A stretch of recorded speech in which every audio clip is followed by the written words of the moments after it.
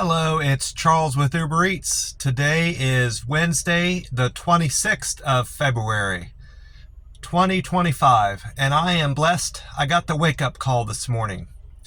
And we've only got 22 days until spring comes. March 20th, I believe, is spring. It's a Thursday. Gets here, and I'm looking forward to it. Although you can't, as far as you can tell down here in McAllen, it's already summertime. It's up near the 80s. This going to be highs in the 80s this week, and it's quite warm, and I'm loving it. It's 62 degrees right now. It's almost 5:30. I'm getting an earlier start to today. I had some interrupted sleep throughout the night. I'm not sure why. It wasn't on account of roommates. Just was up and down, tossing and turning all night. It might be because I ate such a large meal at the Golden China restaurant yesterday. That's probably most likely what it is. But anyway, we've got 62 degrees right now, and it's going to get up to 83 high temperature today in McAllen. And it's similar temperatures right now, at least this late in February, to Las Vegas. Las Vegas is pretty much the same as here in southern Texas.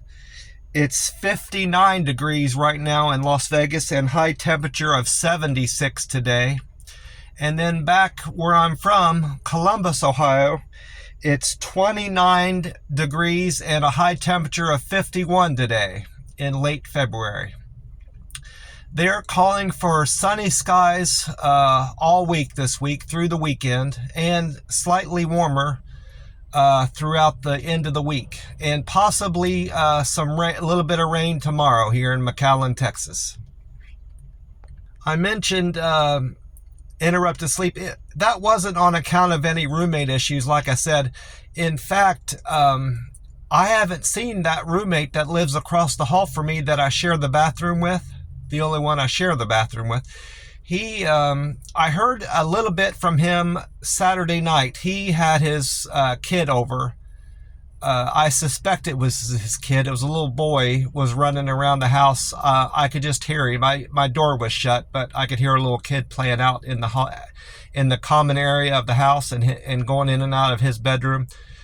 Well, beyond Saturday night, I didn't hear either of them. I didn't hear him or the boy running around. Sunday, Monday, Tuesday, and then this morning, there's no sign of him. And in fact, his car, I haven't seen his car since the weekend. And another thing that's curious about this, where we set our mail in the kitchen, there's a little ledge there between the living room and the kitchen. There's no dining room, really, formal dining room. We just have a living room and a kitchen.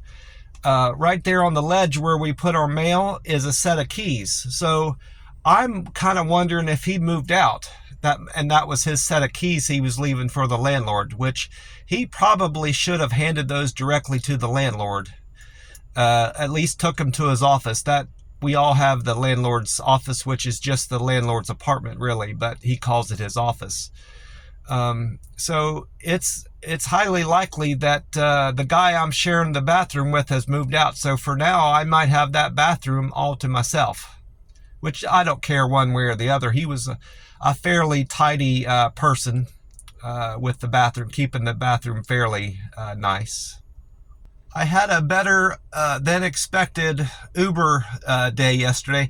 It started off kind of slow, and the map wasn't showing me very much that I was going to make very much money, but I ended up doing okay. I did $87.08 yesterday. Mind you, I worked most of the day for that, but I didn't burn much gas. I didn't drive I pretty much didn't drive anywhere unless I was getting paid to do it. That was fortunate on my part because I stayed in pretty good areas for the most part of the day. I only went out to Mission once or twice, which is kind of hit or miss. Lately, when I first went out to Mission, I first got out here the first week, Mission wasn't doing me very good. Mission and the Alton area, Texas. But this past weekend and the beginning of this week, I've done quite well out in Mission, so you just don't know. but nonetheless, I was only out there once or twice. And I'm pleased with how I did. Even though I didn't hit $100 yesterday, I did so good on Monday that I'm still above $100 average. I'm at 218 now for the week, so I'm still hitting my $100 on average for each day. And if I can keep that up going into Thursday or Friday, I'll have no trouble making $700 this week, because Friday, Saturday, and Sunday are excellent days to deliver down here in southern Texas, if I stay in the right areas at least. My 3 top deliveries yesterday as far as pay was to this place called Nothing Bundt Cakes, B-U-N-D-T Cakes. I made $805 there, and then a poke bowl place, Kailai, K-A-I-L-A-I Poke Bowl. I made $805 there, and then at a Chick-fil-A I did $761. So those were my top 3 deliveries. I had a kind of unusual thing happen at the Firehouse Sub delivery I did later in the day. I think it was my 3rd or 4th to last delivery last evening. It was after 4 anyway, close to 4 or after 4, around there. I was on the way to the delivery, haven't gotten there yet, and I got a call directly to my phone, not through the app, the Uber Eats app. It was a California number. Well, I just assumed it was my customer, because I don't get a lot of calls from California, so I answered it, and it was her. And she was basically on there explaining to me, asking me where I was. And I said, well, I'm on my way to the restaurant. She said, you haven't picked up the food yet? And I said, no, I just got the order like 3 or 4 minutes ago. I'm still en route to the restaurant. She said, well, don't bother coming to the restaurant because it's been an hour. I ordered this an hour ago, and I'm picking it up right now at the Firehouse Sub. And I said, I don't know how that order had been out an hour. I just got it, and I just left it at that. And she said, well, one driver will picked it up and then dropped it. Then another one picked it up and dropped it. And I don't know. She said, I don't know what's going on with the app, like that. And I said, well, she said, just don't waste your time going here. And I said, well, I'm going to go ahead and go to Firehouse Subs because that's a great area to deliver in. There's a lot of restaurants around there. I told her I was going to go there regardless, because I've learned my lesson about people. I had this lady back in Vegas kind of give me the same kind of runaround on the phone, but that was a different circumstance. This lady out back in Vegas, I think it was a Wendy's. She placed an order at the Wendy's and was there waiting on someone to pick it up on the Uber Eats app. And the customer knows when it's been picked up because they get alerted on their phone. Well, she ran in to the Burger King and acted like she was me, on the app. She didn't. Some of these restaurants, people get to figuring out what restaurants are diligent in checking the driver's phone. Well, this Wendy's or Burger King, whatever, I think it was a Wendy's, wasn't diligent in that, and she knew it. And she had just left with my order I was supposed to deliver to her. And I come in there with my phone showing it it's me to pick up the order. And they said, well, that order just got picked up. I said, no, it shouldn't have been picked up. Did you check their phone? And they said, no. They admitted that they didn't check the phone. So she had also called me to make sure I was coming to pick up the order, because if that order ends up not getting picked up and dropped, the customer has to cancel the order, and that looks bad on them. She wanted to make sure I was coming to pick up the order. So anytime a customer calls me with a similar story like that, telling me not to come to the restaurant or make sure you're coming to the restaurant, I always go and I cancel it through my phone and say that order was already picked up. Otherwise, it's going to look bad on me because I'm dropping too many orders. And that's something I need to keep in mind. But this lady wasn't playing games. It turns out here at the Firehouse Sub in McAllen, I get to the Firehouse Subs place, and I knew I pretty much knew the order wasn't going to be there from how they were looking at me when I walked in the door. But I just went along and I said, I'm here to pick up such and such's order. I'm not going to say her. I could say her name, it don't matter. It's just her first name. But I said her name and they said, well, we've had that order an hour. I knew that already. And she came in and picked it up. And I said, well, why was the order out an hour before I got the order sent to my phone? And she said, well, the app, we have the Firehouse Subs has their own food order app. And when customers use the food ordering app, for some reason, the wrong address got put in their app. So then when that app sends the message to Uber Eats, it still has that bad address. So it sent me to the wrong address, and I had to figure out it was the right street, but the wrong number. Well, no, it was the right number, but it was the north on that street, not south. It said 4219 South Smith Street, and it should be 4219 North Smith Street, basically. So I figured that out by Googling it, and that's how I knew where to go to the right Firehouse Sub, because the first address was just like a bunch of houses, and I knew that wasn't correct. But anyway, long story short, a lot of these restaurants, especially the chain restaurants, customers have the ability to order through the app, through the store, and then the store app sends the message to these other delivery apps, Uber Eats and Grubhub and Postmates and all these things, DoorDash.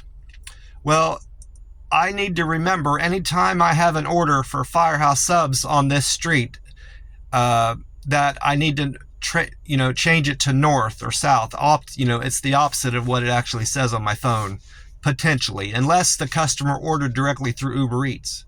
Then it'll be the correct address. I just need to remember that.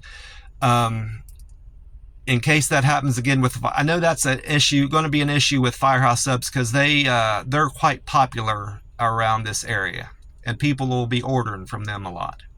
Once I was done doing Uber Eats for the day, I didn't go right to the Golden China restaurant. I filled up my tank, because right there by that restaurant, I passed by a 7-Eleven. They call them Stripes here for some reason, but they're 7-Eleven stores inside. Sunoco Gas, Stripes, and 7-Eleven are all the same.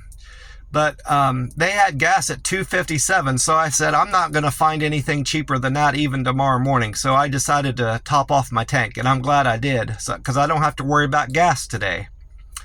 All day until maybe tonight, filling up.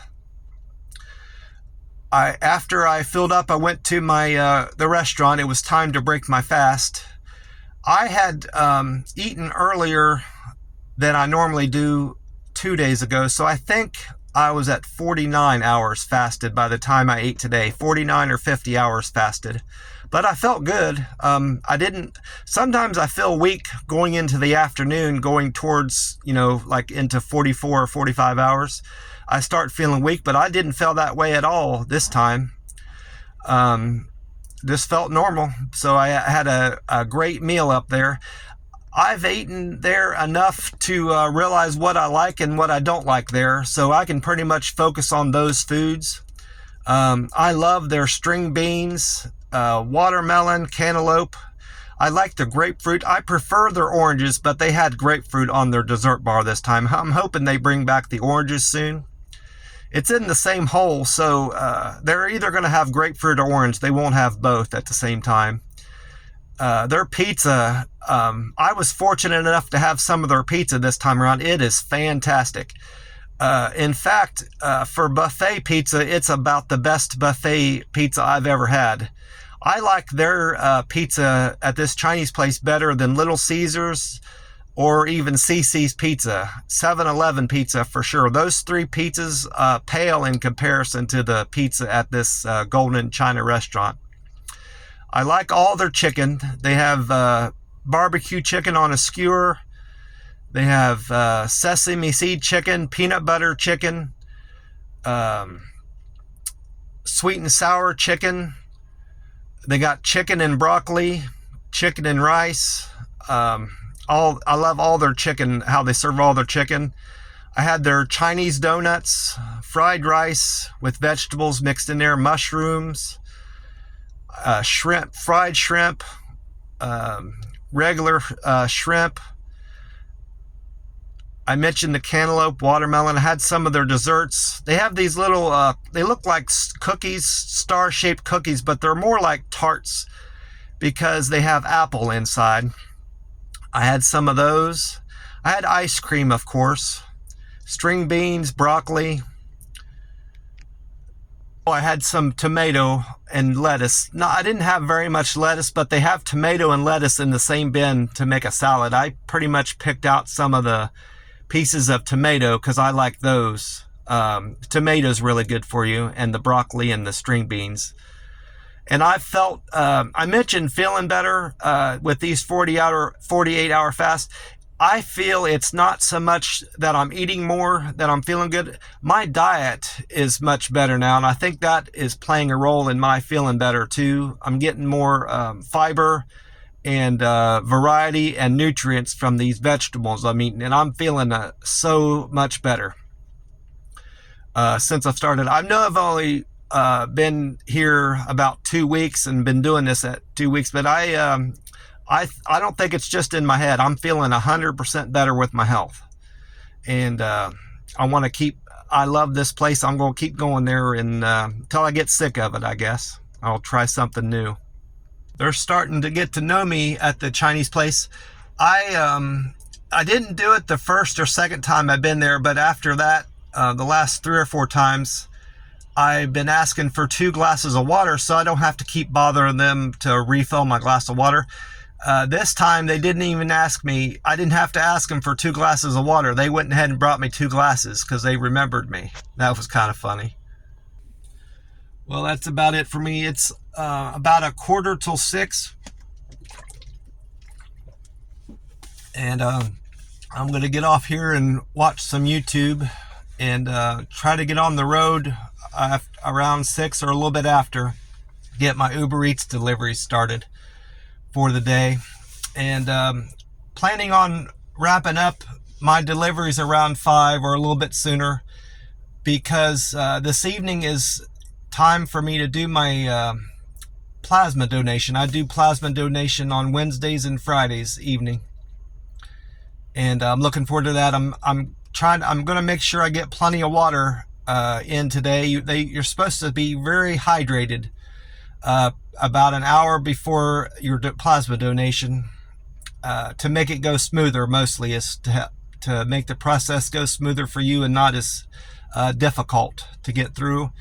And they suggest eating a light meal afterwards. I won't be eating anything afterwards. This is my fast day, which reminds me, this week is different than last week. I had a longer fast going into both of those donations. I had fasted the prior day, and this time I've only fasted 20. I'll only be fasted 24 hours going into the donation each day, today and Friday. So that'll be interesting to see how it affects my iron levels and my blood, my red blood cells and white blood cells, how they measure them, and my blood pressure and all that, everything else they check with you, and my weight.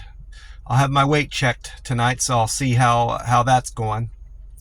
Well, I'm gonna get off here. I want to wish you all a great day, and I hope your week is going great, and I will talk to you soon. Bye for now.